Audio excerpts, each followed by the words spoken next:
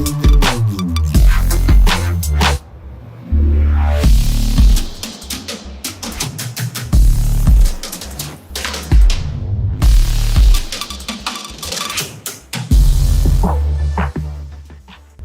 up YouTube, Gina here, back at it again, and welcome back to the channel guys. So today, we will be creating a review about Luna Rush. Actually, long overdue na to, and isa to sa #1 trending, and lumipad ang price ng LUS token nung ito yung nilaunch guys. Okay, so papakita ko sa inyo ano yung gameplay nito, and silipin din natin ano pa yung mga siguro updates na mga paparating, kasi natunog-tunugan natin na pwede na raw palitan yung skill. Parang may lalabas yata na gem box, and then pwede nang palitan yung mga skill ng mga Luna. Okay?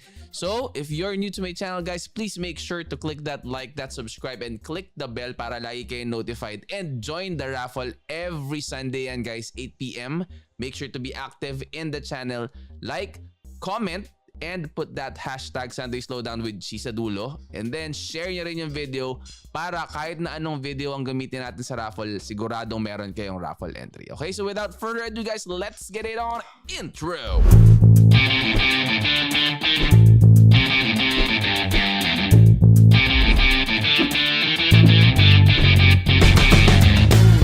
Okay, let's do it. So, ito guys, landing page ng Luna Rush. Link will be in the description of the video. Para isang click nyo lang, it will take you directly to their site. Yung mga links ng mga, ayan, yung mga social media nila, yung mga nasa right side guys, yan.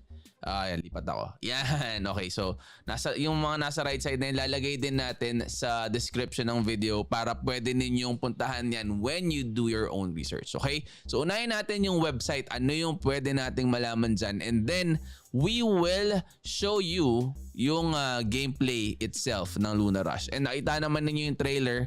Sobrang solid din kasi nito talagang game na to. Hindi ito yung basta-bastang game din na walang, alam mo yun, parang hindi pinaghirapan. So yan, Luna Rush token guys. Yan yung ticker is LUS, name is Luna Rush token. Maximum supply is 350 million LUS. It is in the Binance Smart Chain, and sana naman, 'di ba? Sana naman katulad to ng mga ibang projects na mga legit talaga. Pero so far guys, yung nangyayaring mga updates and yung pagpa-pump ng token talaga, hindi naman nagra-rug pull or anything like that. So thank goodness for that. Ito yung contract address guys, okay? Hindi ko na ilalagay yung contract address sa description ng video. Get it directly dito sa website. Kaya din natin nilalagay yung website address sa link or sa description ng video para maiwasan yung mga phishing sites, kasi baka mamaya maligaw kayo na mali, instead na kunyari LunaRush.io, ayan, pakita ko sa inyo yung LunaRush.io, pumunta kayo sa LunaRush.com, tas meron palang ganun, phishing site pala yun, merong contract address, bigay sa inyo yung mali, hindi papasok yung ninyo, yung di-deposit ninyo. So, mapupunta sa iba yan, hindi nyo na mababawi, and believe me, it hurts. Okay? It hurts. So, medyo masakit yung mga ganong gimmick. Okay, so yan. Play to earn, build warrior, sell, and rent, and may land sila, and may guild. So, yan. Kumbaga, complete package ang gimmick nitong game na to. So, play to earn, build warrior, sell, and rent. Yan yung mga pwede kang kumbaga, parang yung mga Pegaxi na pwede kang mag-rent nung kabayo. Ito naman, pwede kang mag-rent nung nung character o nung NFT, and then gamitin mo. So, yun yung So, click natin to. Tingnan natin kung ano ang ating makukuhang information about that. So, maximize profits. Players can put warriors and lands on the market to rent or sell. Yan. So, tingnan natin. Meron pa bang iba? May information pa ba sa rent or sell? So yan lang yung niya, yan yung pinapakita niya. Okay, so balik tayo sa website guys. Kasi ang gusto nating malaman, ano ba yan? Rent ba yan may fixed price? Or rent yan na share profit? Parang ganun ang gimmick. So parang scholarship ang datingan nung gimmick na ganyan.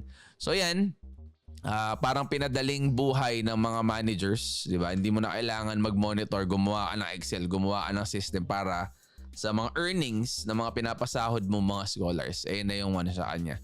Okay, so ngayon, meron silang tatlong game modes or gameplay modes. May boss battle sila. Yan yung parang PvE nila eh. So, defeat the boss to rescue the warrior from the dark forces and get the reward for bravery. And meron silang PvP, take warriors to the arena to compete with other trainers. And yung tournament. So, join the world tournament and become the strongest warrior. So, most likely, ang ano mo talaga dyan, mapapala may limpak-limpak na mga LUS siguro yan, or depends, di ba, kung ano yung gusto nilang ipamigay din, mga added stuff bukod sa tokens. So parang ano yan, parang Axie Infinity, di ba sa Axie Infinity meron din silang parang yung tournament, parang leadership board na yung mga top 10 or top 20 may makukuhang AXS yata ang ano kay Axie Infinity, or I'm not sure kung meron silang dinagdag or something like that, pero alam ko AXS ang pinamimigay nila. So yan, may characters tayo dito. Ayan, may mga background or may description yung mga characters natin na nandyan. Puro babae yan. Okay. So ayan, makikita ninyo. Kaya pinangalan ng Luna Rush, otherwise Luno Rush. Corny ang putik yan. Okay. Quarter 4 of 2021, project introduction, private sales, and selling ng mega boxes, or parang siguro parang initial NFT offering nila, ang gimmick niyan. Then selling mega box and then testnet, sumunod nila. Then quarter 1 of 2022, so ngayon, itong mga panahon na to, IDO, PvE boss hunting, and release ng web version. So PvP level game mode, meron na din yung ano na yan ang i-release nila ngayong quarter 1 of 2022. So yan, kumbaga ongoing na yung gameplay, and marami nang nakapag-mint, and napakaganda ng presyo ng Luna guys nung Luna Rush nung nilabas niya. Ngayon medyo bumaba, pero trending pa rin siya, and maganda pa din ang presyo niya compared sa mga ibang mga projects na naglugmukan. Sa totoo lang guys, ang daming nagbagsakan, pero yun, si Luna Rush is one of the few na nakasurvive at lumipad ang presyo ng token nung nag-launch sila.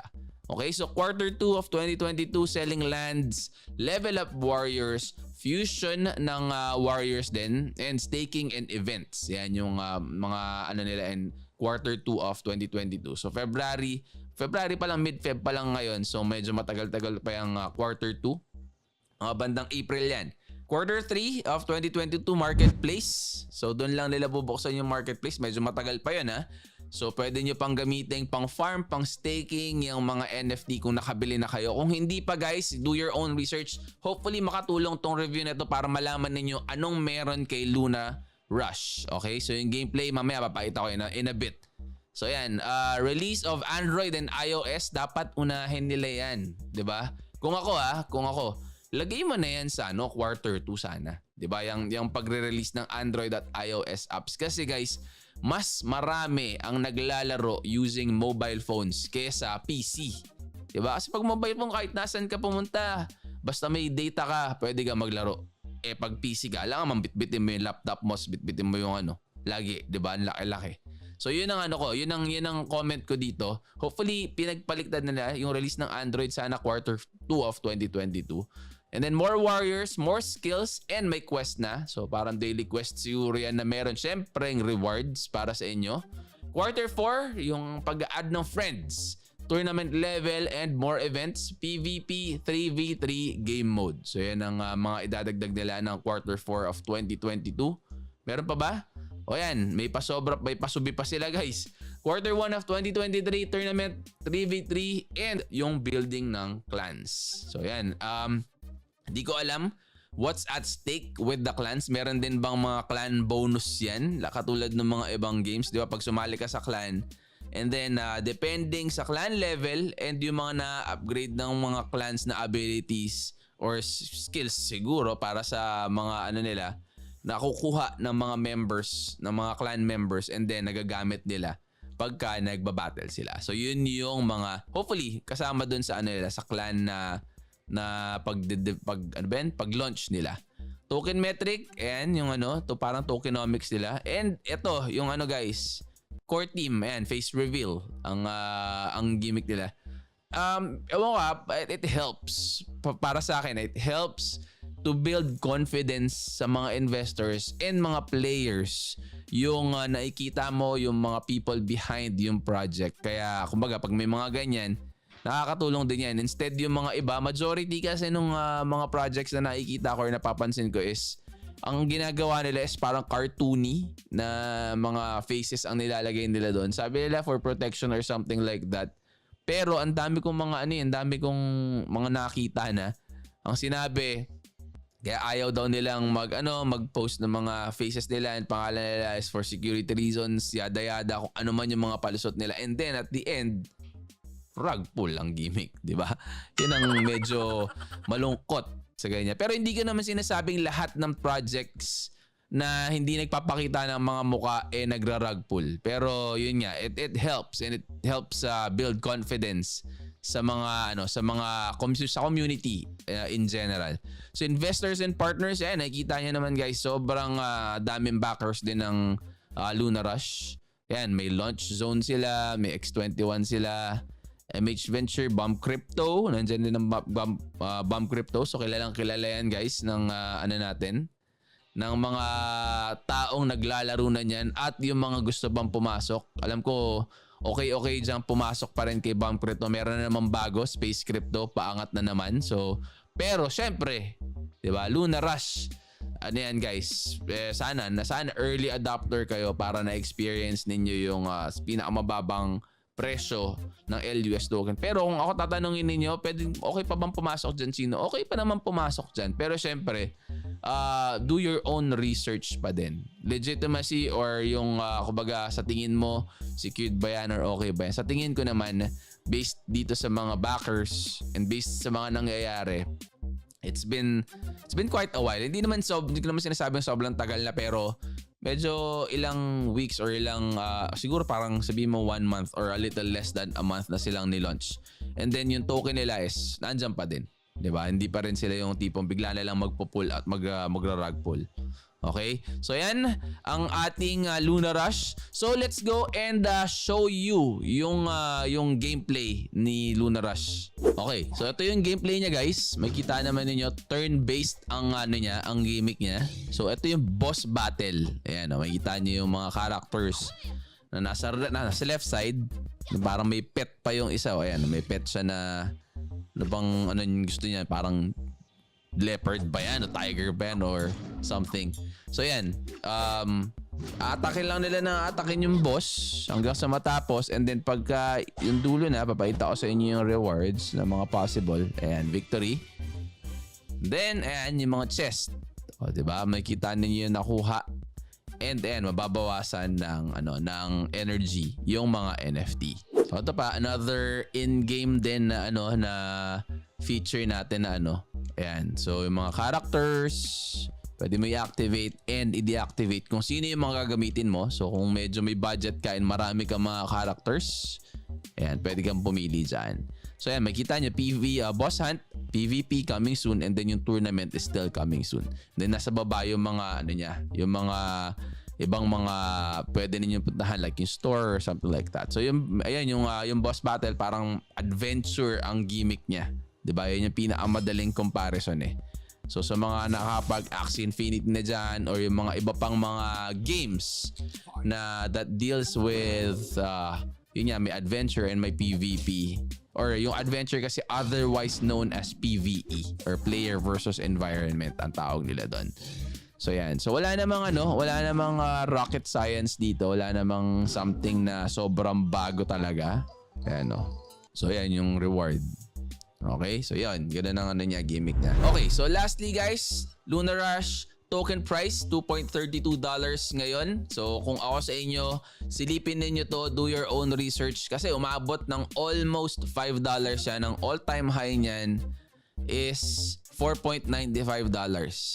So 2.32, baka Sleeping Giant lang yan. Once dumating or once nag-up yung bagong update nila, yung gem box guys na pwedeng mag-change nung skill ng character. So yun ang isa sa mga pinaka-aabangan ninyo. So yung mga naglalaro na, 'di ba? Kumbaga kung gusto niyo palitan yung skill ng character ninyo, yun yung upcoming update nila. And yun nga, You heard it here first. Let me know in the comment section guys kung anong tingin ninyo kay Luna Rush. Sasalihan nyo ba to? Okay? Tatalpak ba kayo dito? And kung kung naglalaro na kayo, tell us your experience in terms of gameplay. Okay ba yan? Ano yung mga gusto ninyong baguhin? Kung kayo masusunod. Ano yung mga gusto ninyong idagdag? Ano yung mga gusto ninyong tanggalin dito sa gameplay niya? Para malaman ng mga devs kung sakali man silipin nila and mapanood nila yung video na to, malaman nila yung thoughts ninyo. Para, 'di ba? Para din sa ikagaganda at ikatatagal pa ng game na to. So, make sure guys, if you're new, to like, comment, subscribe, and if you can share also this video para makasali kayo sa raffle natin every Sunday yan 8 PM. So, yung comment ninyo, let me know your thoughts about Luna Rush, and then sa dulo lagay ninyo ng hashtag Sunday Slowdown with Chi. Okay? So, hanggang dito na lang muna. I will see you on the next guys. I'm out. Peace!